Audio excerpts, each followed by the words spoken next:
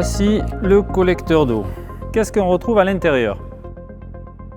Ici, nous avons la bride pour la descente rectangulaire. Pour les descentes circulaires, il y a une bride différente, c'est un collier.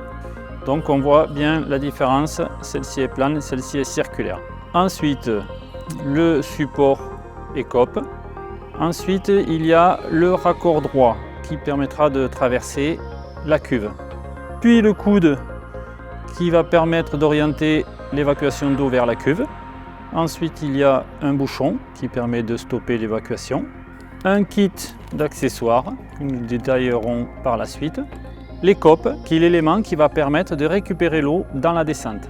Alors ça, c'est le modèle pour une descente rectangulaire. Pour une descente circulaire, on aura une écope différente de forme ronde.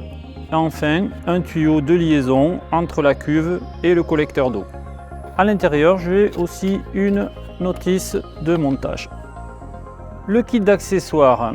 Alors, à l'intérieur, nous avons deux joints mousse, un grand, un petit pour faire les étanchéités, un joint torique qui servira à faire l'étanchéité du support d'écope, 4 vis autoforeuses pour fixer la bride sur la descente d'eau et la scie cloche qui permettra de faire le trou dans la descente d'eau. Elle est constituée de deux parties, une partie scie cloche métallique et son axe. Alors on va démarrer l'installation à l'extérieur. Il existe plusieurs modèles de cuves de différentes hauteurs, de différentes dimensions. La première étape, c'est de mettre en place le raccord droit. Alors on va le mettre à 10 cm du haut de la cuve. Ce montage permet d'auto-réguler le niveau d'eau dans la cuve et l'excédent d'eau repartira vers la descente. Il va falloir faire un trou de diamètre 26 mm. Alors moi je vais utiliser un fourré étagé, mais vous pouvez faire le trou avec soit une petite scie cloche ou en faisant des petits trous avec un fourré standard. Ensuite je viens coller le petit joint mousse adhésif à l'extérieur de la cuve. J'insère le raccord droit et je visse l'écrou depuis l'intérieur de la cuve. Maintenant, pour positionner le trou du collecteur, je vais devoir faire un repère sur la descente situé à la hauteur du haut du raccord droit de la cuve, de façon à ce qu'il y ait une légère pente d'écoulement. Je vais percer le pré-trou, diamètre 8, bien au centre de la descente, c'est-à-dire dans l'axe. Ensuite, je fais le trou avec la scie cloche. Je colle le grand joint mousse adhésif. J'insère la bride en mettant bien le nom de la marque en haut. Et ensuite, je la fixe avec les 4 vis autoforeuses.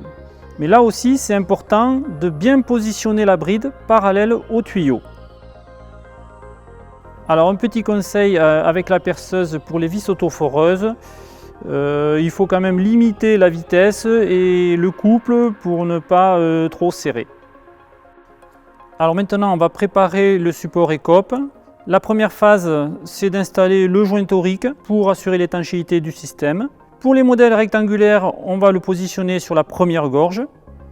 Et pour les modèles circulaires, on le positionnera sur la deuxième gorge. Alors une fois le joint torique en position dans sa gorge, il faut le pousser tout le tour pour qu'il soit bien enfoncé. La deuxième étape consiste à monter l'écope sur son support.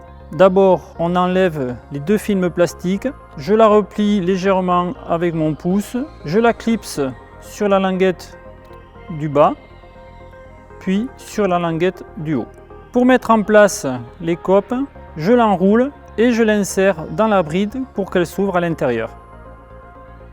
Je mets en place le coude en l'emboîtant sur le support et en l'orientant vers la cuve. Et dernière étape, je vais raccorder le collecteur à la cuve en mettant le tuyau noir depuis le coude jusqu'au raccord droit. Et voilà, l'installation est terminée. Si à l'avenir vous souhaitez déplacer votre cuve ou supprimer ce dispositif, vous pouvez retirer le support écope en faisant des rotations de droite à gauche, puis le remplacer par le bouchon qui est fourni.